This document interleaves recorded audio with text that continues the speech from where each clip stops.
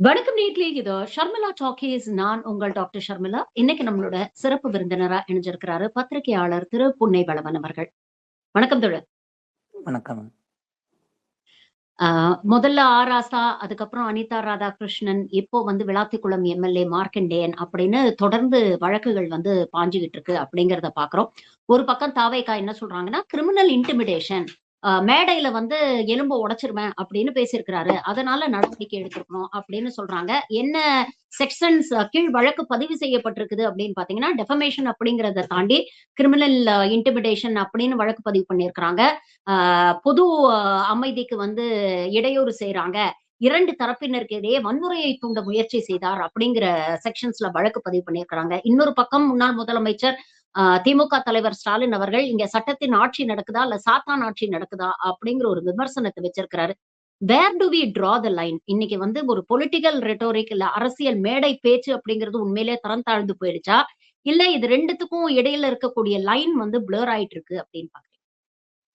இல்ல, அடிப்படையில தமிழ்நாடு அரசியல் மேடைகள் ஒரு காலத்துல நீங்க பாத்தீங்கன்னா தலைவர்கள் வர வர இருக்கக்கூடிய பேச்சாளர்கள், கிரௌட் என்கேஜ்மெண்ட்டுக்கு இருந்தவர்கள், அந்த லைனே அவங்களுக்கு இல்லாம பேசியதெல்லாம் இன்றைக்கு அடுத்தடுத்த கட்ட தலைவர்களுக்கு வந்து விட்டதோ என்கிற விஷயத்தை நம்ம பார்க்க வேண்டியிருக்கிறது. முதலமைச்சராக இருக்கிறவர் கட்சியின் தலைவரே டேஷ் என்கிற இடத்திற்கு பேசுவார் என்று சொன்னால், அதற்கு எமோட் ஆகி பதிலளிக்கக்கூடியவங்க அதே பெல்ட் லைனை வந்து யோசிக்காம லக்ஷ்மண் ரேகாவா அதெல்லாம் கிடையாது, நான் பதில் சொல்லி ஆகணுன்ற இடத்துக்கு எமோட் ஆகக்கூடிய இடத்துக்கு தான் நகருவாங்க. அது வந்து ஆக்ஷன் ரியாக்ஷன்ங்கிற இடத்துக்குள்ளதான் போகும். பொறுப்பு இருக்கானா, நீங்க ஆப்வியஸா எல்லாருக்கும் இருக்கு, கஞ்சனோட பேசணும், ஒருமையில பேசக்கூடாது. ஆனா இதை ரியாக்ட் பண்ணவங்களுக்கு சொல்றதுக்கு முன்னாடி ஆக்ஷன்ல ஒருத்தர் பேசினாரு, அவருக்கு சொல்லாம இல்ல அவருக்கு அந்த அந்த அறம் அல்லது அவருக்கான அந்த மாரல் போலீசிங்க நீங்க ஆரம்பிக்க வேண்டிய இடம் முதல்ல தொடங்கி வச்சவருக்கு தானே என்கிற கேள்வி வருது. இப்ப இந்த விவகாரத்தில் நீங்க இப்படி உங்களை எதிர்த்து பேசுகிறவர்கள், அவர் சொன்னது லிட்ரல் மீனிங், அதுக்கு அர்த்தம் நாளைக்கு ஆட்களை கூட்டிக்கிட்டு ஆயுதத்தை கொண்டு போய் சட்டமன்றத்துக்குள்ள வச்சு எலும்ப உடைக்க போறதுன்னு அர்த்தமா, இல்ல அது பொலிட்டிக்கல் ரெட்டோரிக்கா? இது நம்ம அடிப்படையில விவாதிக்க வேண்டியது. இந்த அரசாங்கம் இதை ஏன் நம்ம வந்து இந்த இன்சிடென்ட்ல அவர் பேசின வார்த்தைகள் நமக்கு உடன்பாடு இல்லை. எதுக்கு அது வந்து ப்ரொவைகேட் ஆகி வருது அப்படின்னா, முதலமைச்சர் கரூரில் பேசியது, சட்டமன்றத்துல ஏதாவது ஒண்ணுன்னா அவங்க எல்லாம் வெளியில எந்திரிச்சு போயிடுறாங்க, கதவை மூட சொல்லணும் போல இருக்கு சபாநாயகர்கிட்ட சொல்லிங்கிறாரு. கதவை மூடிட்டு நீங்க என்ன பண்ண போறீங்க? கதவை மூடி வச்சுட்டு நீங்க என்ன பண்ண போறீங்க? நீங்க ஆளுங்கட்சி உங்ககிட்ட எண்ணிக்கை கூடுதலாக இருக்கிறது, அதுவே என்ன எதுக்காகங்கிற கேள்வி இருக்குல்ல. அவர் எப்படி அங்க டேஷ் வச்சாரோ அந்த மாதிரி அங்கங்க ஃபில் பண்ணிக்கிறதுக்கு வைக்கிறாருன்னு ஒரு விஷயம் இருக்கு. நீங்க கொத்து பரோட்டா என்று சொல்வது அடிப்படையில அது கலோக்கியலா அல்லது அது ஒரு த்ரெட்டனிங்காகவும் ஒரு வகையில பார்க்க வேண்டிய தேவை இருக்கிறது. கொத்தி விட்டுருவோங்கிறதோ இல்ல அவர் அந்த சிம்பிள் இப்படி காட்டினாரு, அது நேரா கூட இப்படி இல்லை, அது அப்படி ஒரு சைட்ல இறக்குற மாதிரினா அது என்ன இதுக்கு, இல்ல அது என்ன சிம்பாலிசம்ங்கிற கேள்வி எல்லாம் இருக்குல்ல, இதுல ப்ரொவைகேட் ஆனது. அதை தாண்டி பார்த்தால் நீங்க இடைத்தேர்தல்ல வச்சு வெளுத்து விடுங்கிறாரு, ஓட ஓட விரட்டணுங்கிறாரு. அது லிட்ரல் மீனிங்ல ஓட்டு கேட்டு வர்றவங்க எல்லாம் ஊரே சேர்ந்து விரட்டி கொண்டு போய் ஊர் எல்லையை தாண்டி விரட்டி விட்டுட்டு வாங்கன்னு அர்த்தமா, இல்ல வெளுத்து விடணுங்கிறது அப்படியே லிட்ரல் மீனிங்? ஆனா அது பொலிட்டிக்கல் ரெட்டோரிக்காக தான் இருக்கும். இவர் பேசிய கருத்தில் உடன்பாடு இல்லை என்றாலும் இதுக்கு கைது அப்படிங்கிற இடத்துக்கு போயிருக்குமானா அதுவும் தேவையற்றது. பதிலுக்கு நாளைக்கு அதே இடத்துல நீங்க கூட்டம் போட்டு கடுமையாக அவர் அதே இதுல அடுத்து பேசுறாரு, அடுத்த எலெக்ஷன்ல மக்கள் எல்லாம் உங்களை நம்ப மாட்டாங்க, உங்களுடைய ஆட்சி திறனின்மை இருக்கு, நீங்க 5% கூட ஓட்டு வாங்குறது கஷ்டமாயிரும், இதெல்லாம் அவர் அதுக்கப்புறம் பேசக்கூடிய ரெட்டோரிக்கா இருக்கு. கரெக்டா அந்த ஒரு 10-15 செகண்ட் கிளிப்பிங் மட்டும்தான் அந்த 11 நிமிஷம் பேச்சுல இருந்து கிடைத்திருக்கிறது. இப்ப நீதிமன்றம் ரிமாண்ட் பண்ணதுன்னா அப்கோர்ஸ் அது ப்ரொசீஜர்ல போயிடுச்சு. அதுக்கடுத்து அவங்க பெயில் போட போறாங்க, மூவ் பண்றாங்க, அங்க கிடைக்கலன்னா ஹைகோர்ட் வர போறாங்க. இப்ப இந்த மாதிரியான வழக்குகள் கைதெல்லாம் இப்படி பேசுவதை நிறுத்தி விடுமானா நிறுத்தும்னு அவங்க நினைக்கிறாங்க. ஆனா இது இன்னும் அதிகமா ட்ரிகர் ஆகுங்கிறது தான் நம்ம கவனிக்க வேண்டியதாக இருக்கிறது. அந்த லைன் அப்படிங்கிறத இது ஒரு பாயிலிங்ல இருக்கணும்னு ஒருவேளை தாவேகா தரப்பு அல்லது முதலமைச்சரை திருப்திப்படுத்துவதற்காக அதிகாரிகள் பல நேரத்துல இப்படி சம்பந்தம் இல்லாம சில விஷயங்களை செஞ்சு நெருக்கடியை உண்டு பண்ணிடுவாங்க. அப்படி இது ஏதாவது நடந்துருமோ என்கிற ஒரு நிலையை நோக்கியும் நகர்ந்திருக்கு. தமிழ்நாட்டினுடைய அந்த பொலிட்டிக்கல் கல்ச்சர், அந்த என்விரான்மெண்ட், அந்த வெதர் அப்படிங்கிறது அது கொஞ்சம் கொஞ்சமா அந்த விஷயங்கள் பிளர் ஆயிட்டு வரக்கூடியதும் நம்மளால பார்க்க முடிகிறது. இது ஒரு மாற்றம் நம்ம எடுத்தோம்னா இது வரவேற்க தகுந்த மாற்றமா என்கிற இடத்திலிருந்து நம்ம இந்த கேள்வி வைக்க வேண்டியிருக்கு. நம்ம எந்த அளவுக்கு பர்சனல் வேல்யூஸ் பேசுறோம், தனி மனிதர்கள் மீதான உரிமைகள் சார்ந்ததாக அவங்கள இழிவுபடுத்தக்கூடாது, ஒரு பாடி ஷேமிங், பீ லிட்லிங், அவங்களை ஹியூமிலியேட் பண்றது இதெல்லாம் கூடாதுன்னு ஒரு பக்கம் பேசுறோம். இன்னொரு பக்கம் முதலமைச்சர் இப்படியான வார்த்தைகளை பயன்படுத்தும் போது அவங்க கட்சி தலைவருக்கு அடுத்தடுத்த லேஸ்ல இருக்கிறவங்க அதுக்கு ரியாக்ட் பண்றாங்கன்னா நம்ம அதுக்கு கொண்டு வருகிற அளவுகோலை இந்த பக்கம் ஏன் வைக்காமல் போனோம் என்கிற கேள்வி இருக்கிறது. அவர் தொடங்கி வச்சவருக்கு எந்த விதமான இதுவும் இல்ல, ஃப்ரீ பாஸ் எப்போதும் உண்டு அப்படின்னு சொல்லிட்டு இங்க சொல்ல போறோமாங்கிறது.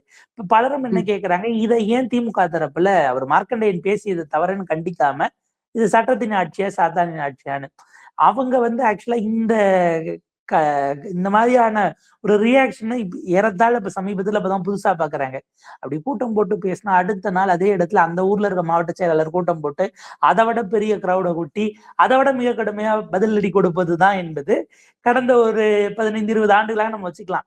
மொரார்லெஸ் உங்களுக்கு கலைஞர் அவர்களுடைய கைது 2001க்கு பிறகு பெரிய அளவுக்கெல்லாம் பொலிட்டிக்கல் அரெஸ்ட் அல்லது இந்த மாதிரி அம்மையாருக்கு பிறகு ஒரு எதிர்கட்சியினுடைய எம்எல்ஏ அவர் பேசியதற்காக கைதுங்கிறது இதுதான் மீண்டும் ஒரு முறை தமிழ்நாடு பார்க்கிறதோ அப்படின்னு நம்ம கவனிக்க வேண்டியிருக்கு. அவங்க அந்த இதுல இருந்து இது ஒரு கல்ச்சுரல் ஷாக்காவே அவங்க அதை பாக்குறாங்கன்னு நம்ம புரிஞ்சுக்கணும். இந்த அரசாங்கம் ஏன் இதை டிசென்டாக அவர் பேசிய வார்த்தையை அதை ஒரு காரணமாக பயன்படுத்தி கொண்டு கைது செய்கிறார்கள். அப்கோர்ஸ் அது அங்க கீழே ரிமாண்ட் பண்ணிட்டாங்க, மேல வரட்டும். ஆனா இவங்க டிசென்ட்டையே எந்த அளவுக்கு அச்சப்படுகிறவர்களாக இருக்கிறார்கள், அதுக்கு பீக்ல இது இருந்ததுனால கைது நடந்துச்சான்னு நான் எப்படி அதை இன்டர்பிரேட் பண்றேன்னா, இவர் முதலமைச்சராக பொறுப்பேற்கிறதுக்கு முந்தின நாள் ஆளுநர் ஏறத்தாழ கூப்பிட்டுட்டாரு, நாளைக்கு பதவி ஏத்துக்குங்கன்னு. அப்ப இவர் சொல்லி செஞ்சிருக்க மாட்டார், பட் காவல்துறை, ஏன்னா நீங்க அந்த அளவுக்கு அவங்களை திருப்திப்படுத்தணுங்கிறதுக்காக இல்ல ஒரு குட் புக்ஸ்ல நல்ல பேர்லயே இருக்கணுங்கிறதுக்காக சில வேலைகள் பண்ணுவாங்க.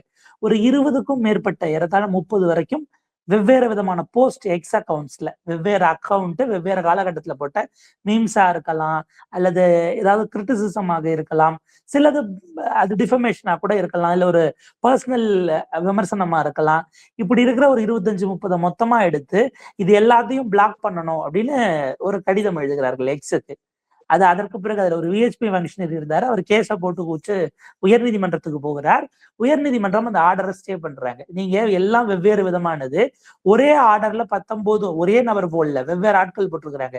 அதுல ஒண்ணு மீமா இருக்கு, ஒண்ணு விமர்சனமா இருக்குன்னா சிங்கிள் ஷாட்ல என்கிட்ட அதிகாரம் இருக்குங்கிறதுக்காக இண்டிவிஜுவலா நீங்க ரீசன் சொல்லாம மொத்தமாலாம் பிளாக் பண்ண முடியாதுன்னு அதற்கு அதை அப்படியே ஸ்டே கொடுத்து மூவ் பண்ணாங்க. மாரிதாஸ் அவர்களுடைய ட்வீட் எல்லாம் கூட அதுல இருந்தது, முதலமைச்சர் மீதான விமர்சனம்ங்கிறது. அப்ப டிசென்ட் அப்படிங்கிறது வருவதை அடிப்படையில் ஏற்றுக்கொள்ளக்கூடிய இடத்துல முதலமைச்சரும் இல்லையோங்கிற ஒரு பார்வை வர ஆரம்பத்துல வந்ததுல இருந்தே இருக்கு. இப்ப அதை தாண்டி அதிகாரிகள் அதை உறுதி செய்வதற்கான வேலையில் நகர்ந்திருக்கிறார்கள். அதுல ஒரு புள்ளி தான் ரிவர்ஸ்ல யோசிச்சோம்னா, திமுக அல்லது தாவேகாவை கேள்வி கேட்கிறவர்கள் நீங்க எல்லாம் பாத்துக்குங்க, திமுகவை விடவும் திமுக எம்எல்ஏவாக அல்லது முன்னாள் அமைச்சராக இருந்தவர்களே நாங்க கைது பண்றோம்னா நீங்க எல்லாம் ஒன்றும் எந்த விதமான அதிகாரமும் இல்லாமல் இருக்கிறவர்களை கேள்வி கேட்டா அந்த ஒரு சில்லிங் எஃபெக்ட் கொடுக்கறதுக்குதான். ஓகே. சோ எவிடென்ட்டா ஒரு பேட்டர்ன நம்மளால பார்க்க முடியுது. அதாவது சோசியல் மீடியால யாராவது விமர்சனம் பண்ணாலும் சரி, அது யூடியூபர்ஸ் விமர்சனம் பண்ணாலும் சரி, இல்ல திமுகவுடைய எம்எல்ஏவர்களா இருந்தாலும் சரி, தாவேகா ஃபங்க்ஷனரிஸ் போய் ஒரு கேஸ் கொடுக்குறாங்க. உடனே போலீஸ் கைது செய்யுது. அத சோசியல் மீடியால அந்த விஷுவல்ஸ வைரல் பண்றாங்க. பாருங்க நாங்க நடவடிக்கை எடுக்கிறோம் அப்படின்னு ஒரு விஷுவலா அத வைரல் பண்றது மூலமாக இன்டைரக்டா இன்டிமிடேட் பண்ண ட்ரை பண்றாங்களா? எல்லாரையும் நாங்க இப்படி டிசென்ட்ட நாங்க ஏத்துக்க மாட்டோம், கடுமையான நடவடிக்கை பாயும் அப்படின்னு சொல்றது மூலமா கிட்டத்தட்ட இது ஒரு 91, 96 ஜெயலலிதா பாணியான ஒரு ஆட்சியா அப்படிங்கிற ஒரு விமர்சனத்தை நிறைய பேர் சோசியல் மீடியால எழுப்புறாங்க. உதாரணத்துக்கு இப்ப பத்திரிகையாளர் விஜயன் அவர்களுடைய அந்த விசாரணை அதுவும் ரொம்ப சர்ச்சைக்குள்ளான ஒரு விஷயமா பார்க்கப்படுது. இது உண்மையிலேயே இன்டிமிடேட் பண்றதுக்கான ஒரு விஷயமா, இல்ல ப்ராசஸ் இஸ் த பனிஷ்மென்ட் அப்படின்னு சொல்லி இவங்கள அலக்கழிக்கிறது இவங்களுடைய நோக்கமா, இல்ல உண்மையிலேயே பேச வேண்டிய விஷயங்கள்ல இருந்து நம்மளுடைய கவனத்தை திசை திருப்பக்கூடிய ஒரு முயற்சியா நம்ம பார்க்கலாமா? ஏன்னா கவர்னன்ஸ் சார்ந்த எத்தனையோ விஷயங்கள், பேச வேண்டிய விஷயங்கள் எல்லாம் கடந்து இன்னைக்கு சோசியல் மீடியாலயும் சரி, மெயின் ஸ்ட்ரீம் மீடியாலும் சரி, இந்த ஹார்ஸ் ட்ரேடிங் இது போன்ற கைது நடவடிக்கைகள் இதான் அதிகம் பேசி. இல்ல அடிப்படையில நம்மளை நோக்கி என்னென்ன அக்கௌண்டபிலிட்டி கேட்கிற இடம் வந்தால் திருப்புவது என்பதில் இவர்கள் டே ஒன்ல இருந்தே ரொம்ப கான்சியஸா இருக்காங்க. நம்ம புரிஞ்சுக்க வேண்டியிருக்கு. நீங்க கேட்டது ஆக்சுவலா எல்லாமுமே அதுல கப்புள் டப்பாகி வரும்னு நான் நினைக்கிறேன். விஜயன் அவர்களுக்கு கொடுத்த அந்த அவரை அழைக்கழித்தது அப்படிங்கிறது ஒரு வகையில யோசிச்சோம்னா கடந்த காலத்துல நிறுவனத்தினுடைய எடிட்டர்ஸா இருக்கக்கூடியவர்கள் போய் முதலமைச்சரையோ இல்ல துறை சார்ந்த அமைச்சர்களையோ பார்த்துட்டு வருவாங்க. சில டிஸ்கஷன்ஸ் போகும். ரிப்போர்ட்டர்ஸ் ஒரு ஆஃப் த ரெக்கார்ட்ல சில இன்டராக்ஷன் செய்வதெல்லாம் இருக்கும். இவர் அதற்கு மாற்றாக முதலாளிகளை சந்திக்கிறார். அந்த முதலாளிகளுக்கு கீழ் பணியாற்றக்கூடியவர்கள் செய்தி சேகரிக்க போனா இங்க பந்தலுக்குள்ள வெளியில ஒரு கூரை போட்டிருக்கோம், அங்க இருந்து நீங்க லைவா பார்த்து எடுத்துக்கங்க என்று பாசே அரசாங்கம் கொடுத்திருந்தாலும் அவங்களை வெளியில வச்சு அங்க அவர்களை சரிவர நடத்தாமல் மோசமான சூழல்ல அவர்களை நடத்தக்கூடிய வேலையை முதலமைச்சருக்கு கீழே இருக்கக்கூடிய காவல்துறை செய்கிறது. முதலமைச்சரோ அல்லது அடுத்த நிலையில் இருக்கிறவர்கள் சொல்லாம அதை செய்ய முடியாதுங்கிறது இருக்கு. அப்புறம் எதுக்கு முந்தின நாள் வெரிஃபை பண்ணி நீங்க பாஸ் எல்லாம் கொடுத்தீங்க ஆத்தரைஸ்டா மாவட்ட நிர்வாகம்ங்கிற கேள்வி இருக்குது. கரூர்லயும் நடந்தது, திருச்சியிலையும் அவருடைய அந்த பொதுக்கூட்ட அப்படிங்கிற ஒரு குற்றச்சாட்டும் வந்தது இல்ல. இதுல என்ன சிக்கல்னா, இப்ப இதுல என்னன்னா நீங்க உங்களுடைய சுயமரியாதைக்காக அங்க போகக்கூடிய களத்திற்கு போகக்கூடிய செய்தியாளர்கள் குரல் எழுப்பினால் அவங்களுக்கு பேக்கிங்ல நிறுவனம் நிக்குமானா அந்த இடம் மிகப்பெரிய கேள்விக்குறி. நம்ம ரிவர்ஸ்ல யோசிச்சோம்னா ஆட்சிக்கெல்லாம் வர்றதுக்கு முன்னாடியே அவருடைய மேனிஃபெஸ்டோ ரிலீஸ் ஆகட்டும், கேண்டிடேட் அனௌன்ஸ்மெண்ட் ஆகட்டும், கார் பார்க்கிங்ல தான் அந்த 7 ஸ்டார் ஹோட்டல் நீங்க வேணா இங்க நின்று பார்த்துட்டு போங்க, இங்க வேணா எல்இடி கட்ட சொல்றோம் என்பதுதான் பதிலாக இருந்தது. பாய்காட் பண்ணா டிஆர்பி போயிடும் அப்படிங்கிறதுக்காக இல்ல பரவாயில்ல இருங்க என்று அது நீங்க ரொம்ப இதர் இண்டிபெண்டன்ட் ஜேர்னலிஸ்டா இருக்கிறவங்க இல்ல ரொம்ப சீனியர் மோஸ்டா இருக்கிறவங்க அவங்கதான் அங்க எதிர்த்தே பேசக்கூடிய சூழல் இருந்திருக்கும். நிறுவனங்கள் கூட நிக்குமானா இல்லை என்கிற இடம் இருக்கு இல்லையா, நான் அவங்கள பார்த்துக்கிறேன் என்பதான ஒரு விஷயமாக அது இருக்கிறது. அது மிக அபாயகரமானதாகவும் நம்ம அதை பார்க்க வேண்டியிருக்கு. ஒண்ணு. இரண்டாவது, இவர்களை நோக்கி எழக்கூடிய கேள்விகள், நீங்க இவ்வளவு செஞ்சுட்ட பிறகு கேள்வியை எழுப்புவாங்களாங்கிற ஒரு பார்வை இருக்கு. ஏன்னா எல்லாரும் ரொம்ப மகிழ்ச்சியா இருக்கிறாங்க, அவர் இன்னைக்கு ட்ரெஸ் கோட மாத்திட்டாரு. வழக்கமா இந்த ஒயிட் ஷர்ட் இதுல வர்றவர் இன்னைக்கு பாத்தீங்கன்னா ஸ்கை ப்ளூ ஷர்ட்ல வந்துட்டாரு, பட்டு வேட்டி சட்டையில காலையில ஃபங்க்ஷனுக்கு போனாரு. இப்ப இதுதான் உங்களுடைய ரிப்போர்ட்டிங்காக மாறிய பிறகு நான் கூட அது அது அது அது நகைச்சுவைன்னு சொல்ல முடியாது, ஒரு வருத்தத்துல போட்ட பதிவு தான். கடந்த காலத்துல எல்லாம் இப்ப கடந்த ஆண்டு வரைக்கும் கூட தேசிய ஊடகங்கள்லாம் ஒரு விஷயம் பண்ணுவாங்க. காலையில பட்ஜெட்டுக்கு முன்னாடி நிதியமைச்சர் நிர்மலா சீதாராமன் அவர்கள் பெரும்பாலும் குடியரசுத் தலைவரை பார்த்துட்டு வரும்போது அவங்களுடைய அந்த சாரி அது காஞ்சிபுரமா இல்ல எங்க எடுத்தது, அதனுடைய பேட்டர்ன் என்னவா இருக்குன்னா அதை ஒரு ஆராய்ச்சி கட்டுரை மாதிரியே போடுவாங்க. இந்த முறை அங்க எடுக்கலையா, இங்கதான் எடுக்கிறாங்களான்னு பட்ஜெட்டுக்கு 2 நாளைக்கு முன்னாடியே. ஏங்க பட்ஜெட்ல என்னென்ன டிபார்ட்மெண்ட்ஸ் இருக்கு, போன வருஷம் செஞ்சதுல எது எக்ஸஸா பட்ஜெட் யூஸ் பண்ணாம வைக்கப்பட்டது இல்ல கூடுதல் கவனம் தேவைப்படுவது, இப்படி சிறப்பு கட்டுரை. நான் நிதியமைச்சருடைய ஆடை சார்ந்த ஒரு விமர்சனத்தை ரெகுலரா பண்ணுவாங்க. அதெல்லாம் கொலாஜ் எல்லாம் போட்டு நேஷனல் மீடியாஸ் ரொம்ப பெயர் பெற்ற மீடியாக்களே இந்த வேலையெல்லாம் செய்வாங்க. அதனுடைய தலைமை பொறுப்புல இருக்கிறவங்களே அப்படி எல்லாம் சிலாகிச்சு போட்டதெல்லாம் கடந்த காலத்துல பார்க்க முடிஞ்சது. நம்ம நினைச்சோம் என்னையா நார்த் இந்தியன் மீடியாஸ் இப்படி இருக்காங்கன்னு, அது கடைசியில தமிழ்நாட்டுக்கு வரும் அப்படின்லாம் நம்ம உள்ளபடியே நினைச்சு பார்க்கல. நீங்க அப்படியான விஷயங்களை போடுறீங்கன்னா அரசுக்கு எதிரான செய்தி ரிப்போர்ட் ஆகும்போது அல்லது அரசு பொறுப்பெடுக்கணும்னு சொல்லக்கூடியதையே இந்த அரசாங்கம் எப்படி பார்க்கும் என்கிற கேள்வி இருக்கிறது. அப்ப தனிநபராக இருந்தாலும் சரி, நிறுவனங்களாக இருந்தாலும் சரி, அது ஊடகம் அப்படிங்கிற இடத்துல இருந்து அச்சு ஊடகங்களோ காட்சி ஊடகங்களோ இல்ல நம்ம டிஜிட்டல் பிளாட்ஃபார்ம்னு சொல்லக்கூடிய மாற்று ஊடகங்களோ இப்படியான விஷயங்கள் இருக்கு இல்லையா, இது எல்லாருக்குமான பொதுவான செய்தி. கேள்வி கேட்டீங்கன்னா நான் பதில் கொடுக்கணும்னு அவசியம் இல்லை, அதுக்காக நீங்க தொடர்ந்து கேள்வி கேட்பதை அனுமதிப்போமானா அதுவும் பாத்தீங்கன்னா எங்களுடைய நாங்க விட்டு வைக்கிற வரைக்கும் தான் என்கிற செய்தியை சொல்ல விரும்புகிறார்களா. 9196 அப்படிங்கிறது நான் அதை பார்க்க வாய்ப்பு இல்லை. இது அதையும் தாண்டி கேள்விப்பட்டதை வச்சு பார்க்கும் பொழுது இது அதையும் தாண்டி நகருமோ என்கிற எண்ணமும் கூட நமக்கு வருகிறது. பாத்தீங்கன்னா இன்னைக்கு காலையில கூட ஒரு செய்தி ஓடிக்கிட்டு இருக்கு, அது நான் ஒரு ஒப்பீட்டுக்காக சொல்றேன். அம்மையார் ஜெயலலிதா அவர்கள் அந்த காலகட்டத்துல கண்ணகி சிலையை அகற்றியதற்கு ஒரு கதை சொல்லப்படும் சுவாரஸ்யமா. அவன் நீங்க இதுக்கு போறீங்க, தலைமைச் செயலகத்துக்கு போகும்பொழுது தலைவிரி கோலமாக கண்ணீரோடு அப்படின்னும் போது அது ஒரு சகுன ரீதியிலான யாரோ ஒரு ஜோதிடர் சொன்னதா சொல்லுவாங்க. இன்னைக்கு தினமலர்ல வந்திருக்க செய்தி, முதலமைச்சருடைய அலுவலகத்தை மாற்றலாமா, ரொம்ப உயரமான இடத்துல இருக்கணும், செஞ்சாஜ் போட்டோ விடவும் நாமக்கல் கவிஞர் மாளிகையில 10வது மாடியில் வச்சா கரெக்டா இருக்கும்னு ஜோதிடர் சொன்னதன் காரணமாக அதற்கான ஆய்வுகள், அதுக்கான பாசிபிலிட்டிஸ் ஆராயறாங்க அப்படின்னு இன்னைக்கு தினமலர்ல செய்தி வெளியிட்டு இருக்கிறார்கள். நம்ம இது ஜோதிடம் நம்பிக்கைங்கிற இடத்துல அதை நகர்த்திடலாம். நீங்க அதை பார்த்து பார்த்து தான் ஒவ்வொரு ப்ரொசீஜரும் செய்வீங்க அப்படின்னா, இந்த அரசாங்கம் அடுத்தடுத்த கட்டத்திற்கு இது எல்லாத்தையுமே உங்களை தேர்ட் பார்ட்டியினுடைய கன்சல்டேஷன்ங்கிற இடத்துக்குள்ள நீங்க ஜோசியரை கவர்னன்ஸ்குள்ள கொண்டு வர முடியுமாங்கிற கேள்வி இருக்கு. இது வெளியில இவங்க ஒரு ஸ்கூப்பா எடுத்திருக்காங்க, போடுறாங்க. பட் இதை தாண்டி இன்னும் ஒவ்வொரு விஷயமும் அப்படிங்கிற கேள்வி வரும். அரசாங்கம் கேள்விகளை எதிர்கொள்வதுங்கிறத தாண்டி நான் பதில் ஏன் சொல்லணும் என்கிற இடத்துல இருந்து இதை அணுகுகிறது. நீங்க யார் கேள்வி கேட்க என்கிற டோன்லயும் அதை பாக்குது. நீங்க இந்த டாபிக் எடுத்ததுனால நேத்து வைரலான இன்னொரு ஒரு போட்டோ பத்தியும் கேட்கணும்னு தோணுச்சு. முதலமைச்சர் விஜயோடைய அறையில கிராஸ் வச்சிருக்கிறாங்க, ஜீசஸ் கிரைஸ்டோட கிராஸ் வச்சிருக்கிறாங்க. அது வந்து ஒரு மிகப்பெரிய ஒரு சர்ச்சைக்கான விவாதமாக சோசியல் மீடியால மாறுச்சு. ஒரு முதலமைச்சர் இப்படி வெளிப்படையாக அகேன்ஸ்ட் த கான்ஸ்டிடியூஷன், கான்ஸ்டிடியூஷன் நம்மள செக்யுலர்னு சொல்லுது, அப்ப அகேன்ஸ்ட் த கான்ஸ்டிடியூஷன் இப்படி போன்ற ரிலீஜியஸ் ஐடென்டிபிகேஷன் சிம்பிள்ஸை வந்து தன்னுடைய அறையில வைப்பது நியாயமா அப்படிங்கிற ஒரு கேள்வியும் எழுந்துச்சு. அப்ப இதையும் நாம எப்படி பார்க்க? இல்ல, அது பர்சனல் பிலீஃப்ங்கிற இடத்துக்கும் நீங்க கான்ஸ்டிடியூஷனல் சேர்ல உட்காரும் பொழுது அதை செஞ்சிருக்க வேண்டாங்கிறது என்னுடைய தாழ்மையான கருத்து. இது பதிலுக்கு எங்க போகும்னா, இந்த சைடு இருக்கக்கூடிய எக்ஸ்ட்ரீமிஸ்ட் இதை வந்து காரணமாக கட்டி கொண்டு வருவார்கள். நாளைக்கு அங்க நாங்க ஒரு ராம் லல்லாவை வச்சா என்ன, நாளைக்கு பாஜக முதலமைச்சர் அவர் வந்து உட்காரும் போது அவர் வச்சாருன்னா அதை நீங்க ஆப்வியஸா கேள்வி கேட்க முடியாத ஒரு சூழலை அது உருவாக்கி தரும். நீங்க முதலமைச்சராக, நான் சொல்றேன் முதலமைச்சருடைய பிலீஃப் அது. நீங்க அவர் கையில கயிறு கட்டுவதோ இல்ல இந்த அரகஜா அணிவதோ, பலர் கடந்த காலத்துல நம்ம ஜெயலலிதா போட்டோ வச்ச மாதிரி அதுக்கு பின்பக்கம் பார்த்தா உங்களுடைய இஷ்ட தெய்வம் போட்டோ கூட இருந்திருக்கலாம். பக்தி என்பது உங்களுடைய பிரைவேட் அஃபேர். அது அப்படியே இருப்பதுங்கிறதுல யாருக்கும் எந்த விதமான கருத்தும் அதுல சொல்வதற்கு ஸ்பேஸே கிடையாது.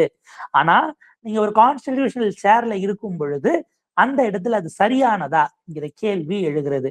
நீங்க கூடாது அல்லது அதுக்கான கோரம் அல்லது இதுக்கான ரெகுலேஷன்ஸ் இப்படி எல்லாம் கொண்டு வருவதுங்கிறது சாத்தியம் இல்லாதது. அது உங்களுடைய ப்ரெராகேட்டிவாகவே இருந்தாலும் இப்ப அந்த இடத்தில் வரக்கூடியவர்கள் உங்களை வெறுமனே அந்த மதத்தோட மட்டும் ஐடென்டிஃபை பண்ணி பார்க்கறது, அந்த முதலமைச்சர் நாற்காலி அதனோட சேர்வதுங்கிறது நமக்கு சிக்கல் ஆகுது இல்லையா?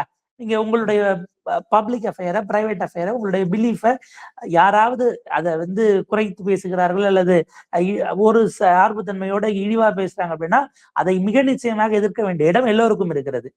அங்க திரு விஜய் அவர்கள் முதலமைச்சராக இருக்கும் போது அவருடைய மதம் என்பது விஷயம் அல்லங்கிறத அவர் முதல்ல பதிய வைக்கணும். அது ஒரு குறியீடாக அங்க கொண்டு போனதுங்கிறது. நான் சொல்றேனே, அவரு கிராஸே ஒரு சிலுவையாக கழுத்துல ஒரு செயினா போட்டுக்கிறாரு, அது சிக்கல் இல்லை. ஆப்வியஸா அதை வெளியில வரைக்கும் அப்படி டிஸ்பிளே பண்ணணுமாங்கிறது இருக்கு. இன்னொரு சிக்கல் என்னன்னா, இதை வைத்து இப்ப நாளைக்கு பாஜகவினர் அவங்க ஆபீஸ்ல பிரச்சனை இல்லை, கான்ஸ்டிடியூஷனல் சேர்ல உட்காரும் போது செய்ய தொடங்குவார்கள். அதற்கு விளக்கம் நியாயம் கற்பிப்பதற்கு நீங்க முதலமைச்சர் விஜய் செஞ்சப்ப கேட்டீங்களா, இப்ப ஏன் கேக்குறீங்க என்பதை நோக்கி அது நகரும். கான்ஸ்டிடியூஷனல் போஸ்ட்ல இருக்கிறவங்க அப்படியான அந்த ஃப்ரேம் ஒர்க்ஸை தாண்டி வருவது அப்படிங்கிறது தான் ஒரு சரியான முன்னுதாரணமாக இருக்கும். அதை தாண்டி இது வந்து அவர் அந்த மதத்தோட ஒப்பிட்டு மட்டுமே பார்க்கிறது இல்ல, அந்த கிளாஸஸை மட்டுமே கொடுப்பது என்பது அபாயகரமானதாக போகும். அது வந்து வேற விதமான ரிட்டரிக்ஸ்குள்ள போய் மாட்டுச்சு அப்படின்னா அது அரசின் மீதான விமர்சனமாகவும் போவேன். நான் இதை ரிவர்ஸ்ல சொல்றேன், என்னுடைய ஆபத்துங்கிறதுனால நான் ஒரு பேரலல் லைன் டிரா பண்றேனே. திருப்பதி கோவில்ல அந்த நெய்யில ஏதோ சிக்கல் இருக்குன்னு வந்தது. கடைசியாக பாஜகவும் வலதுசாரிகளும் என்ன செய்தார்கள், முதலமைச்சர் ஜெகன்மோகன் ரெட்டி ஒரு பிராக்டிசிங் கிறிஸ்டியன்ங்கிறதுனால இதை வந்து திட்டமிட்டு அவர் அப்பாயின்மெண்ட் ஆட்கள் செஞ்சுட்டாங்க, இது இந்து மத துவேஷம்னு பேசினாங்க. அது மிக அடிப்படையில் பெரிய அளவுக்கான வன்முறையை விதைக்கக்கூடிய கிறிஸ்தவ நம்பிக்கை கொண்டவர்கள் மீதான வெறுப்பின் அடிப்படையில இருந்து வந்த பேச்சு. ஆனா அப்படி ஒரு ரெட்டாரிக்கு அவருக்கு அந்த எண்ணமே ஆப்வியஸா இருந்திருக்காது. இன்னும் சொல்ல போனால், நான் மாற்று மத நம்பிக்கை கொண்டவன் அப்படின்னும் போது என் மீது வந்து இதை காரணமா சொல்லிடக்கூடாதுங்கிறதுக்காக பார்த்து பார்த்து தான் அவங்க செஞ்சிருப்பாங்க. இன்னைக்கு ஹெச்ஆர்என்ஜில நீங்க அவர் ரமேஷ் அவர்களை போட்டதுல பல விமர்சனங்கள் இருந்தாலும் கூட ரொம்ப கான்சியஸா அது குறித்து தெரிந்தவராக இல்ல அந்த நம்பிக்கை கொண்டவராக இருந்தால் அவரால் அதை டீல் பண்ணிட முடியுங்கிற அளவுக்கு அது கான்சியஸா போடப்பட்டதுன்னு நான் புரிஞ்சுக்கிறேன். அந்த மாதிரி தான் அங்க இதுலயும் இப்ப இந்த மாதிரியான ரெட்டரிக்குள்ள போய் ஒரு அரசாங்கம் சிக்குவது அல்லது ஒரு முதலமைச்சர் மீது முத்திரை குத்துவது அப்படிங்கிறது அதற்கான வாய்ப்பை நீங்களே உருவாக்கி தருகிறீர்கள். அது வந்து தார்மீக ரீதியிலாகவும் அரசியல் ரீதியிலாகவும் கான்ஸ்டிடியூஷனலி அந்த கிரே ஏரியா இருக்கு என்பதற்காக நம்ம இதை விட இன்னும் பெட்டரா நிறைய விஷயங்களை பேசுறதுக்கான வாய்ப்பை முதலமைச்சர் உருவாக்கி தர வேண்டும். இதை தாண்டியும் வரணும் அப்படிங்கிறதா நம்முடைய பார்வையா இருக்கு. பேச வேண்டிய விஷயங்கள் பெருசா பேசப்படுறது இல்ல. 60 நாள்ல 6 கஸ்டோடியல் டெத் நடந்திருக்கு. 8 ஆணவ படுகொலை நடந்திருக்கு. ஆ எதிர்க்கட்சி இருக்கும் பொழுதோ, இல்ல ஒரு கட்சி தலைவராக இருக்கும் பொழுதோ, விஜய் வந்து எவ்ளோ வந்து எமோஷனலா வந்து மேடையிலலாம் பேசினாரு அப்படிங்கிறத பார்த்தோம். ஆனா இன்னைக்கு வந்து அரசாக வந்து அவரே அமர்ந்திருக்கும் பொழுது, இதெல்லாம் வந்து கடந்து போறாங்களோ, இல்ல இதுலேருந்தெல்லாம் மக்கள் கவனத்தை திசை திருப்ப முயற்சி பண்றாங்களோ, அப்படிங்கிறது ஒரு பக்கம் பார்க்கிறோம். நேத்து கூட பார்த்தீங்கன்னா, அமைச்சர் வன்னியரசு அவர்கள் மார்க்கண்டேயன் பேசின அந்த பேச்சுக்கு வந்து தீவிரமான ஒரு எதிர்வினை ஆற்றியிருக்கிறாரு. அப்படிங்கிறத நம்மளால பார்க்க முடியும். எல்லாருக்கும் எலும்பு இருக்கு அப்படின்னு அ அவர் வந்து பேசுறதையும் நம்ம வந்து பார்க்கிறோம். கூட்டணியில இருக்கக்கூடிய கட்சிகளும் வந்து தொடர்ந்து இது போன்ற விஷயங்களை வந்து தெரிஞ்சோ தெரியாமலோ மடைமாற்றம் செய்றாங்களா? அதாவது இடதுசாரி ஆதரவாளர்கள வந்து கூட வச்சுக்கிட்டு வலதுசாரி விஷயங்கள வந்து நடைமுறைப்படுத்துறாரு விஜய். இத வந்து மக்கள் கிட்ட இருந்து அந்த அந்த அந்த ஐரணி வந்து காணாம போயிடுதா? Are people not able to see that? எனக்கு வன்னியரசு அவர்கள் அந்த எல்லாருக்கும் எலும்பு இருக்குங்கிற கமெண்டோட முடிச்சிருந்து கைது நடக்காம இருந்தா கூட அது பொலிட்டிக்கல் ரெட்டோரிக்கா நின்னுட்டு இருக்கும். ஆக்சுவலா அப்படி ஒரு ரியாக்ஷனோட அதை முடிச்சிருந்தா அடுத்த கட்டத்துக்கு நீங்க விமர்சனங்கள்ல வைங்கன்னு அது நகர்ந்திருக்கலாம். கைது நடந்த பிறகு அதை சொல்லுவது என்பதுதான் கொஞ்சம் நீங்க அதுக்கு அடுத்த கட்டத்துக்கும் போயிட்டீங்கிறது. அப்ப அவர் துப்பாக்கியை காட்டி மிரட்டினார்னும் போது அந்த எலும்புன்றதுக்கு தான் நீங்க காட்டுனீங்களான்னு இப்ப பதிலுக்கு அவங்க வருவாங்க. அகைன் இது என்னவாகும்னா உங்களுக்குள்ள அரசியல் சண்டையாக, அரசியல் லடாயாக அது போய் நிற்கும்ங்கிறத கவனிக்க வேண்டியிருக்கு. இப்ப நேற்றைக்கே வேறொரு சைட் பார்த்தா சிபிஐ, சிபிஎம், சிபிஎம்எல் இணைந்து டெல்லியில அந்த போராட்டக்காரர்கள் அங்க போராடிய மாணவர்கள் மீது நடத்தப்பட்ட அந்த வன்முறை விஷயங்களை மிக கடுமையாக கண்டித்து சில விஷயங்கள் உடனடியா செஞ்சு தரணும் அப்படின்னு ஒரு 6 திட்டங்கள் தீர்மானங்களாக கூட நிறைவேற்றிருக்காங்க. 5 6 நிறைவேற்றி பொது அறிக்கையும் கொடுத்திருக்கிறார்கள். ரிவர்ஸ்ல யோசிச்சோம்னா நண்பன் படத்துல சோனம் வாங்சக்கினுடைய கேரக்டர் தான் தழுவி எடுக்கப்பட்ட ரோல்ல தான் கொசகசி பசப்புகளா இன்றைய முதலமைச்சர் நடித்தார். அன்றைக்கு அண்ணா ஹசாரேவுக்கு போய் கூட நின்றவர் இப்போது சோனம் வாங்சக்குக்கோ அப்ஜித் திப்கேவுக்கோ ஏன் போகலைங்கிற கேள்வியை தாண்டி நீட்டை எதிர்ப்பது தானே உங்களுடைய நிலைப்பாடு. அப்ப இப்படி ஒரு போராட்டம் நீட்டுக்கு எதிராக நடக்கும் பொழுது ஒரு தார்மீக ஆதரவு என்று ஒரு ஸ்டேட்மெண்ட் கொடுப்பதற்கு உங்களுக்கு எது தடுக்கிறது? நீங்க பாத்தீங்கன்னா ஒரு 5 6 நாட்களுக்கு முன்பாக 23ஆம் தேதியிலிருந்து ஜனநாயகன் வருகிறதுங்கிற போஸ்டரை தன்னுடைய பர்சனல் ஹேண்டில்ல மாண்புமிகு முதலமைச்சர் போடுறாரு. நீங்க பர்சனல் ஹேண்டில் பிரைவேட் ஹேண்டில்ங்கிறத பிரிச்சு பார்த்தாலுமே கூட அதுல இருந்து உங்களால அதை ப்ரமோட் பண்ண முடியுது. எனக்கு இருக்கக்கூடிய ஒரு கேள்வி, இந்த அந்த ஒரு அவர் எதிர்கட்சியாக இருந்ததை விடவும் ஆளுங்கட்சியா இருந்தா அப்ப நீங்க சொன்னதெல்லாம் செய்ய மாட்டீங்க, அதாவது திமுக இதெல்லாம் செய்யலன்னு சொன்னீங்களோ அதெல்லாம் நீங்க பக்காவா செய்வீங்கன்னு உங்கள் மீது நம்பிக்கை வைத்து வாக்கு செலுத்தப்பட்டது. நீங்க கஸ்டோடியல் இல்லத்துக்கு இப்ப வரைக்கும் கஸ்டோடியல் இல்லத்துக்கு சிலர் என்ன சொல்றாங்க, அது வந்து ஜெயில்ல தானங்க நடந்தது, சிறைத்துறை முதலமைச்சர் பொறுப்பு இல்ல, அதனால அவர் ஏன் பதில் சொல்லணும், போலீஸ் லாக்அப்ல நடந்திருந்தா போலீஸ் மினிஸ்டர்னு கேட்கலான்னு. இல்ல குறைந்தபட்ச புரிதல் இருக்கா? அப்ப நிர்மல்குமார் அவர்களை பதவி விலக சொல்லி கேட்டா ஓகேவா? எல்லா அமைச்சர்களுக்கும் மேல முதலமைச்சர் தானே கூட்டு பொறுப்பாக இருக்கிறது. ஜெயிலுங்கிறது சிஎம் கண்ட்ரோல்ல வராதா? அமைச்சருக்கு கீழே மட்டும்தான் வருமா? அமைச்சர் வந்து தனியாக முதலமைச்சரை விடவும் கூடுதல் அதிகாரம் பொருந்தியவரா? இது என்ன லாஜிக்ங்கிற கேள்வி எழுது. இன்னொரு பாயிண்ட் நீங்க யோசிச்சீங்கன்னா, அவர் வந்து இதற்கு முன்பாக போன ஆண்டு அல்லது முந்தின ஆண்டு இந்த கல்வி உதவித்தொகை வழங்கும் நிகழ்ச்சியில அவர் பேசினாரு. என்னுடைய சகோதரி இறந்தப்ப எனக்கு என்ன வலி இருந்ததோ, உடன் பிறந்த சகோதரி, அதே வழிதான் அனிதா அவர்கள் தன்னுடைய உயிரை மாய்த்து கொண்ட போது எனக்கு இருந்ததுன்னு பேசினார். இந்த ஆண்டு 4 பிள்ளைகள் நீட் தேர்வின் காரணமாக தமிழ்நாட்டில் உயிரிழந்திருக்கிறார்கள். 2 பசங்க, 2 பெண் குழந்தைகள். இதுல ஒரு பிள்ளைக்கு கூட நீங்க இரங்கல் தெரிவிக்கலன்னா இவர்கள் உங்களுடைய தம்பிகளாகவும் தங்கைகளாகவும் உங்களுக்கு கருதவே இல்லையா? அந்த உணர்வே வரலையா? நீங்க சிஎம் ஆன பிறகு அந்த வள்ளி அந்த நான் சொல்றது ஒரு இரங்கல் பதிவு போடுறதை தாண்டி நான் இன்னமும் சொல்றேனே, உங்களுக்கு பெரிய ரீச் அந்த வயது பிள்ளைகளிடம் இருக்கிறது. எந்த தவறான முடிவையும் எடுக்காதீர்கள் நீங்க ஒரு ரீல்ஸ் போட்டா அதான பாசிட்டிவ் நோட்லயும் உங்களுக்கு இருக்கக்கூடிய அந்த விஷயத்தை யூஸ் பண்ணிக்க முடியும். ஆனா நீங்க அப்படி ஒரு முடிவு எடுக்காதீங்கன்னு ஒரு வேண்டுகோள், ஒரு ஒரு ஒரு ஆப்ளிகேஷனாகவே அந்த பிள்ளைகளிடம் உங்களால பேச முடியும் தன்மையாக. நம்ம எதிர்த்து இதை போராட தாண்டா போறோம், பல வகையில நம்ம முயற்சி பண்ணுவோம், ஆனா இப்படி ஒரு முடிவை ஒருபோதும் எடுக்காதீங்க, நாங்க எல்லாரும் கூட இருக்கோம், இந்த மாநிலமே கூட இருக்கு, நான் முதலமைச்சரா மட்டும் இதை சொல்லல, உங்களுடைய ஒரு அண்ணனா இல்ல மாமாவா நீங்க நினைச்சுக்கோங்க, இது இப்படி ஒரு முடிவை யாரும் எடுக்காதீங்கன்னா ஒரு டில்லி டைலிங்காக உளவியல், ஏன்னா அது காப்பிகேட்டாக இருக்கும், பிள்ளைகளிடம் அந்த பக்குவம் இருக்காது, அந்த முதிர்ச்சி இருக்காது.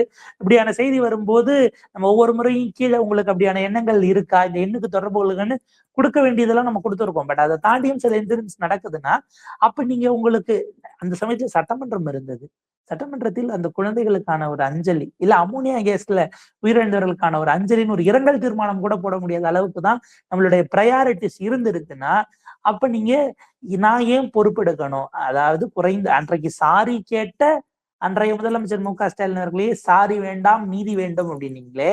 இதுல பார்த்தா அந்த காவல் படுகொலைகள், கஸ்டோடியல் டெத்ஸ்க்கு எல்லாம் நீங்க தேர்தல் அறிக்கைகள் வேற கொடுத்திருக்கிறீங்க. உரிய முறையில நாங்க நீதி பெற்று தருவோம்னு. இப்ப வரைக்கும் அது கிரிமினல் வழக்கு போடப்பட்டு விட்டதா அல்லது கொலை வழக்காக அது மாற்றப்பட்டு விட்டதா? அது என்ன ப்ரொசீஜர்ல இருக்குன்னு அரசின் சார்பாக ஒரே ஒரு கேஸ்ல தான் இவங்க அந்த சூலூர்ல நடந்த அந்த சிறுமி அந்த விஷயத்துக்கு மட்டும்தான் போலீஸே வந்து பிரஸ் மீட் கொடுத்ததா எனக்கு ஞாபகம்.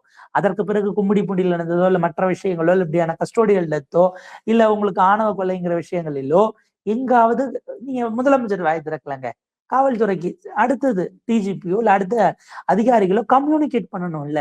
அந்த கம்யூனிகேஷனே இல்லைன்னா என்ன அர்த்தம்? நீங்க என்ன கேட்கறது, நான் என்ன பதில் சொல்றது என்கிற இடத்தில் இருந்துதான் அது வருது. மிக மிக அபாயகரமானது. இதனுடைய அதர் பார்ட் நீங்க கேட்டது கூட்டணி கட்சிகள் இன்றைக்கு இதை அவர் வந்து அமல்படுத்தக்கூடியதெல்லாம் கேள்வி எழுப்பக்கூடிய இடத்தில் இல்லையா என்றால், அவர்கள் போய் அங்க ஆப்வியஸா தாவேகாவிடம் டிராப் இருக்கிறார்களோ என்கிற விஷயம் இருக்கு. அது அவர்களுக்கும் தெரியும். பிரச்சனையே அதுதான். அவங்களுக்கு என்ன சிக்கல்னா, இது வந்து இப்ப பாஜக டீலிமிட்டேஷன் கொண்டு வந்தால் அது குறித்து அவர் இமீடியட்டா கருத்து சொல்லிட போறாரா? இல்ல சொல்லணும்னாலும் அங்க இந்தியா அலையன்ஸ்குள்ள அட்லீஸ்ட் ஒரு சிஎம்மாக நீங்க உள்ள வாங்க அப்படின்னாலும் அவர் முடியாதுங்கிறாரு. திரும்ப திரும்ப திரும்ப தாவேகாவும் திமுகவும் ஒரே கூட்டணியில் இருக்கலாம்ங்கிற உரையாடல் நடத்தப்பட்டதுக்கு காரணமே இவர் கடைசி வரைக்கும் இருப்பாரா இல்லையான்னு தெரியல. நம்ம இந்த கதவையும் மூடி வச்சிடக்கூடாதுங்கிறதுக்காக ரெண்டு பக்கமும் நாங்க ஃப்ரெண்டா இருக்கோம்னு காட்டுவதற்கான முயற்சியாகத்தான் நாம் அதை ரீட் பண்ண வேண்டியிருக்கு. நம்ம விடவும் அவங்களுக்கு ஆப்வியஸா அரசியல் தெரியும் இல்லையா? அப்ப இவர் இவ்வளவு நம்பகத்தன்மை இல்லாதவராக இருந்தாலும் இந்த ஆட்சி நான் திரும்ப யோசிக்கிறேன், இவர்கள் எல்லோரையும் அவர் அரவணைத்தது என்பது திமுகவை எதிர்ப்பதற்கும் இல்ல திமுக வைக்கிற விமர்சனத்துக்கு எதிர் விமர்சனம் செய்யவும், அதை விட முக்கியமாக பாஜகவை எதிர்க்கணும்னா அதான் எங்களுடைய கூட்டணி கட்சிகள் செய்யறாங்க இல்லைங்கிற வகையில அவர்களை ஒரு கேடயமாக பயன்படுத்தி, ஒரு கவசமாக பயன்படுத்தி, ஒரு முகமுடியாக பயன்படுத்தி கொண்டு எல்லாவற்றிலிருந்தும் நாங்க கருத்து சொல்லலையே நழுவுகிற வேலையை இவர்கள் செய்கிறார்கள். இதை விட அபாயகரமானது முதலமைச்சர் விஜய் கிளம்பி ஜந்தர் மந்தருக்கு போயிட்டாரும் நினைத்து நார்த் இந்தியால அவ்வளவு ரீல்ஸ் ஓடுது. அவர் இங்க ஏதோ ஒரு நிகழ்ச்சிக்கு இரவுல வரும்பொழுது அதை கார் வெளிச்சத்துல எடுத்த வீடியோவை போட்டு அதுல காக்ரோச் ஜனதா பார்ட்டியினுடைய மாநில கிளையிலே ஒருத்தவங்க அப்லோட் பண்ணிட்டு அதுல சிஜேபி யூபின்னு இருக்கு. அவங்க அப்லோட் பண்ணிட்டு இது உண்மைதானான்னு வேற கேட்கிறாங்க, ஏதாவது தெரிஞ்சவங்க சொல்லுங்கன்னு. அப்ப இந்த மாதிரியான ஃபேக் நியூஸஸ் வரைக்கும் போகிறது. நீங்க எனக்கு சம்பந்தம் இல்லாத அல்லது நான் செய்யாத ஒன்றை செய்ததாக வரும்போது உங்களுக்கு பிரச்சனைனா நீங்க இதை மறுக்கிறீங்கல்ல. இப்ப பழனி கோயில் விவகாரத்துல அமைச்சருக்கு சொந்தக்காரன்றது உள்ள உண்மைக்கு மாறானதுன்னு போது அமைச்சர் வெளியில வராரு.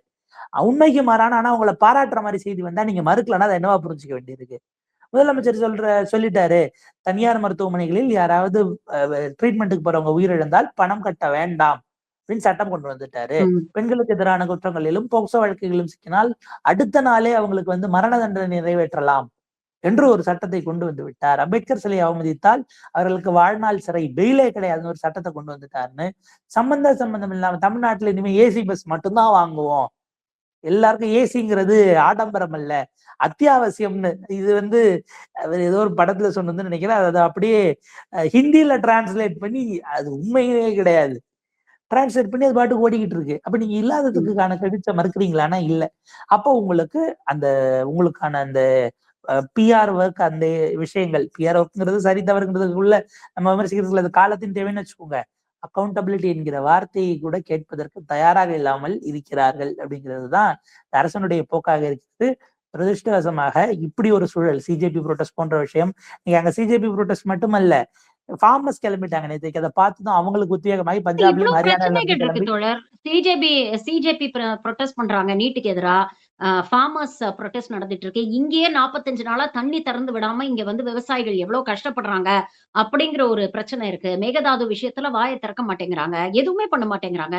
ஆனா 2 நாளா பாத்தீங்கன்னா ஒரு பக்கம் புஷி ஆனந்த் வந்து ஜனநாயகனை மிகப்பெரிய ஒரு திருவிழாவாக நம்ம கொண்டாடணும் அப்படின்னு பேசுறாரு. நேத்து அமைச்சர் விக்னேஷ் பாத்தீங்கன்னா நான் 3 மணி நேரம் பர்மிஷன் கேட்டேன், தலைவர் கொடுக்கல, அதனால நான் 1 மணி நேரம் லீவ் எடுத்துக்கிட்டு ஒரு நாள் லீவ் எடுத்துக்கிட்டு நான் போய் ரசிகனா ஃபர்ஸ்ட் டே ஃபர்ஸ்ட் ஷோ பார்க்க போறேன், இந்த வாய்ப்பு எனக்கு எப்படி கிடைக்கும்? என்னமோ 24 மணி நேரமும் இவங்க கடுமையா உழைச்சதுனாலயும் அதுல இருந்து ஒரு நாள் இவங்களுக்கு விடுமுறை வேணும் அப்படிங்கிற மாதிரியும் இந்த ஜனநாயகம் தான் தமிழ்நாட்டுடைய தலையெழுத்தையா மாத்தி அமைக்க போற மாதிரியும் ஒரு பில்டப்ப வந்து கொடுத்துட்டு இருக்காங்க. மக்கள் விஷயத்த வந்து இவங்க பேசவே மாட்டேங்கிறாங்களே! இத எப்படி பார்க்கறது? ஏன்னா, அவங்களுக்கு வேறு ஒரு நரேட்டிவ். தமிழ்நாட்டில் ஊழல் முற்றிலுமாக ஒழிக்கப்பட்டு, தமிழ்நாட்டினுடைய அகராதியிலிருந்தே தூக்கி கொண்டு போய் நாங்க மெரினா பீச்ல கரைச்சுட்டோங்கிற அளவுக்கான வேறொரு பேரலல் நரேட்டிவ அவங்க நகர்த்துறாங்க. என்னுடைய கேள்வி இந்த 70 நாட்கள் ஆயிருக்குமா இதுல, டிவிஎஸ்சி ஒரு 4 நாட்களில் மட்டும் வெவ்வேறு இடங்களில் ரைடு நடத்தி RTO office, sub registrar office, panchayat officers, மற்ற சிவிக் பாடி ஆபீசர்ஸ் ரைடு நடத்தி ஒரு 4 நாட்களில் மட்டும் அதிகாரப்பூர்வமாக கைப்பற்றிய பணம் ஏறத்தாழ 2,10,00,000 ரூபாய் வரைக்கும் அவங்க கைப்பற்றுறாங்க. அதுல ஏறத்தாழ ஒரு 60 lakhs வரைக்குமோ என்னமோ ஜிபே டிரான்சாக்ஷனையும் சேர்த்து தான் பிடிச்சிருக்கிறாங்க. இந்த பணம் எல்லாம் ஒரு 3 மாசத்துக்கு முன்னாடி ஸ்டாலின் அவருடைய ஆட்சி காலத்தில் வாங்கி உள்ள டேபிளுக்கு அடியில வச்சுட்டு என்ன பண்றதுன்னு தெரியாம வைத்திருந்த பணமா, இல்ல இப்போது வாங்கிய பணமான்னு ஒரு கேள்வி எழும். நீங்க நீங்க சர்ப்ரைஸ் ரைடு உள்ள போறீங்கன்னா குறைஞ்சது 5% எடுப்பீங்களா சாம்பிள் சைஸ்? தமிழ்நாடு முழுக்க அதே நாள்ல நீங்க போனது ஒரு நாள் தான். அதுக்கு முன்னாடி இருந்த நாட்களில் வாங்கப்பட்டதா இல்லையா? அப்ப சிவிக் ஆபீசர்ஸ்ல நீங்க பப்ளிக்ஸ் போகக்கூடிய இடத்துல மேபி அது அடுத்தடுத்த கட்டத்துல ஹைராக்கில இன்னும் அது பெனட்ரேட் ஆகலன்னு நீங்க ஒரு கிளைம் பண்ணா கூட அதுக்கு ஏதோ டைம் எடுப்போம். நடந்ததுன்னா நம்ம வரவேற்க தான் போறோம். ஆனா சிவிக் ஆபீசர்ஸ்ல நேரடியாக ஃப்ரண்ட் லைன்ல இருந்து மக்கள் சந்திக்கக்கூடிய அரசு ஊழியர்கள் இல்ல அலுவலர்களிடம்லாம் கைப்பற்றப்பட்ட பணம் எப்போது வாங்கப்பட்ட பணம்? அப்ப இப்ப வாங்கியிருந்தா அப்ப இன்னமும் இருக்கிறது என்பது தானே அதனுடைய அர்த்தமாக இருக்க முடியும்னு கேள்வி இருக்கு. ஆனா அவங்க அந்த ரெட்டோரிக்கை அடுத்து கொண்டு போறாங்க. இன்எஃபிஷியன்ட் என்கிற வார்த்தையை ஒரு நெறியாளர் பயன்படுத்தியதற்காக அந்த கட்சியினுடைய ஸ்போக்ஸ் பர்சன் எப்படி அந்த வார்த்தையை பயன்படுத்த போச்சு? இன்எஃபிஷியன்சினா அதாவது இப்ப வேர்ட் பாலிசிங் வரைக்கும் வந்துட்டாங்க. எந்த வார்த்தையை எங்களை நோக்கி நீங்கள் சொல்ல வேண்டும் அப்படின்னு. நீங்க இல்லன்னா அதை மறுங்க. அந்த வார்த்தையே எப்படி பயன்படுத்துவீங்க? அதை இல்லன்னு இல்ல சொல்லிட்டு அதுக்கு மன்னிப்பு நீங்க கேட்கணும்னு வேற சர் ரெஜிஸ்ட்ரார் பேசினாரு அந்த இதுல. நீங்க எப்படி பேசிட்டு இன்எஃபிஷியன்ட்ங்கிற வார்த்தைய பயன்படுத்துவீங்க? மன்னிப்பு கேளுங்கன்னு வேற சொன்னாரு. பேசிட்டு அந்த கிளிப்ப எடுத்து அப்புறமே இப்படியான ஒரு விஷயம் வரும்போது நான் அதை கடுமையா எதிர்த்தேன் அப்படின்னு அவருடைய சோசியல் ஹேண்டல்ஸ்லயும் அவர் பகிர்றாரு. அப்ப நீங்க அந்த இடத்துல அந்த வார்த்தை இல்லைன்னு உங்களால ரெஃப்யூட் பண்ணி உங்களால பேச முடியும். ஆனா அந்த வார்த்தையை நீங்க பயன்படுத்தக்கூடாது என்கிற இடத்திற்கு அது நகர்கிறது இல்லையா? அது கொஞ்சம் புதிய ட்ரெண்டா தான் நமக்கு இருக்கிறது. கொஞ்சம் அதிர்ச்சிக்குரியதா ஒரு ஒரு பெரிய கல்ச்சுரல் ஷாக்குங்கிறத தாண்டி அந்த 91, 96 பார்க்க வாய்ப்பில்லாதவர்கள் அந்த சமயத்துல குறிப்பா சென்னையில இருந்தவங்க எல்லாம் அவங்க மேடம் போயஸ் கார்டன்ல இருந்து செக்ரட்டரியேட் போற நேரத்துல மொத்த டிராபிக் எல்லாம் நிறுத்திருக்காங்க. அவங்க பேரலா ஒரு போலீஸ் அங்க எஸ்பிஜி மாதிரி இங்க ஒரு ஃபோர்ஸ் எல்லாம் கொண்டு வந்தாங்க அப்படின்னாங்க. அந்த மாதிரியான விஷயங்கள் எல்லாம் அது நடக்குதோ இல்லையோ, பட் அதை தாண்டி நீங்க லெஸ் டாக் ஒர்க் மோரா அவரு அப்படிதான் இருக்காரு அப்படின்னு டாக்லெஸ் ஒர்க் மோர் அப்படிங்கிற விஷயத்த சொன்னாரு. அதுல ஒர்க் நடந்துருச்சுன்னா பிரச்சனை இல்லை. ஒர்க் நடந்ததாக பிஆர் விஷயங்கள் எல்லாம் ஃபயரா நடக்குதே தவிர நடந்ததுக்கான விஷயங்களை நீங்க பொது வெளியில கொண்டு வந்து வித் டேட்டாஸ் ஃபேக்ட்ஸோட போட்டீங்கன்னா ஏற்றுக்கொண்டு வரவேற்க போகிறார்கள். ஆனால் அது எதையுமே கேட்கக்கூடாது என்று சொல்வது எந்த வகையில் நியாயம்? இப்ப வரைக்கும் உங்க கூட இருக்க 2 பேர் ஐ திங்க் ஒரு விஷ்ணு ரெட்டி, ஜெகதீஷ் பழனிசாமி போஸ்டிங் போட்டீங்களா இல்லையா? ஜிஓ இருக்கா இல்லையா? நம்பலாமா நம்ப கூடாதா? எப்படி கண்டுபிடிக்கிறது? இப்போ வரைக்கும் உங்ககிட்ட பதில் இல்லையே. நீங்க யார வேணாலும் போட்டிருக்கலாம். ஆனா நீங்க போட்டதை வெளியில சொல்லலைன்னா அப்ப நீங்க ஒயிட் பேப்பர்னு தொடங்கி திமுக நடவடிக்கைகள் என்பது உங்களுக்கான பொலிட்டிக்கல் ஸ்கோர்ஸை செட்டில் பண்ணிக்கதானா என்கிற கேள்வி வருகிறது. உங்களுக்கு விஜயபாஸ்கர் 2 விஜயபாஸ்கரின் மீதும் கோர்ட் டைரக்ட் பண்ணுது. வேற ஆட்கள் போட்ட வழக்குல வரும் பொழுது இவ்வளவு நாளைக்குள்ள முடிங்க, அது என்னன்னு விசாரிங்கன்னு கோர்ட்டு சொல்லுது. நீங்க போய் மூவ் பண்ணி நாங்க 6 மாசத்துல முடிச்சு அவங்க ஒருவேளை குற்றம் செய்யாமல் இருந்தால் நிரபராதி நிரூபிச்ச பிறகு கட்சியில பொறுப்பு தருவோம்லாம் நீங்க சொல்லி நகர்ல. அப்ப நீங்க கிளைம் பண்ணிக்க கூடியது ரொம்ப பெருசாக மிகப்பெரிய நோக்கம் கொண்டதாக எல்லாம் இருக்கிறதே தவிர பிராக்டிக்கலி அதை நம்மளால அப்படி உணர முடிகிறதா என்றால் இப்போதைக்கு இல்லை. மேபி இன்னும் ஒரு லாங் ரன்ல அவங்க அதை செஞ்சுக்கிட்டாங்க அப்படின்னா பிரச்சனை இல்லை. ஆனா கிரிட்டிசிசம் எல்லாம் வைக்கிறதுக்கு நீங்க யாரு அப்படின்னுட்டு அந்த டிசன்ட்டையே ஒடுக்குவதை நோக்கி அவர்கள் நகர்வார்கள் என்று சொன்னால் அப்படியெல்லாம் டெமோக்ரஸி அப்கோர்ஸ் ஒரு ஒரு பீக் வரைக்கும் நீங்க போவீங்க. அதற்கு பிறகு எல்லா பீக்குக்கும் பிறகு ஒரு ஃபால் இருக்கதான் செய்யும். அந்த டம்பல் கர்வ் அப்படிங்கிறத மாண்புமிகு முதலமைச்சர் அவர்கள் ஒரு முறை நினைத்து பார்த்து கொண்டார் என்றால் சிறப்பாக இருக்கும். 96க்கு அப்புறம் மக்கள் ஜெயலலிதாவுக்கே எவ்வளவு பெரிய ஒரு வீழ்ச்சியை கொடுத்தாங்க அப்படிங்கிறதையும் தமிழ்நாடு பார்த்துக்கிட்டு தான் இருந்தது. இதெல்லாம் உணர்ந்து தாவேக்கா வருங்காலத்துல எப்படி நடந்துக்குது அப்படிங்கிறத பொறுத்திருந்து பார்ப்போம். பல்வேறு விஷயங்களை இன்னைக்கு எங்களோட பகிர்ந்துட்டீங்க. உங்கள் நேரத்துக்கும் கருத்துக்களுக்கும் மிக்க நன்றி தோழர். Thank you very much for join.